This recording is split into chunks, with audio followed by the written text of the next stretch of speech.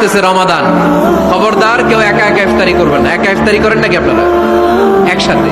আল্লাহর হাবিব সাল্লাল্লাহু আলাইহি ওয়াসাল্লাম বললেন, কেউ যদি কাউকে ইফতারি খাওয়ায়, যিনি খাওয়ালো উনি রোজা রেখে যেই সওয়াব, খাওয়ানোর কারণে ওই সওয়াব। সাহাবারা বললেন, ইয়া রাসূলুল্লাহ, ইফতারি খাওয়ানোর মতো পয়সা তো আমাদের নাই। আল্লাহর হাবিব সাল্লাল্লাহু আলাইহি ওয়াসাল্লাম বললেন, ওয়ালাউ বিশারবাতি মা, যদি এক ঢোক পানি দিয়েও ইফতারি খাওয়া তবেও এই সওয়াব পাওয়া যাবে।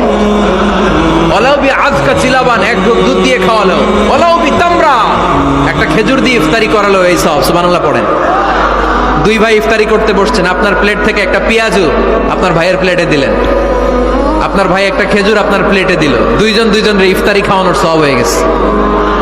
সুবহানাল্লাহ কইতে পারলেন না? পারবেন সবাই? একসাথে খাবেন না আলাদা?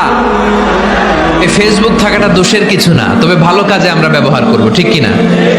আপনার ফেসবুক শেয়ারিং আপনার জান্নাতি বানাতে পারে, আর আপনার ফেসবুক শেয়ারিং আপনার জাহান্নামের লাকড়ি বানাতে পারে। চিল্লায় বলেন ঠিক কিনা?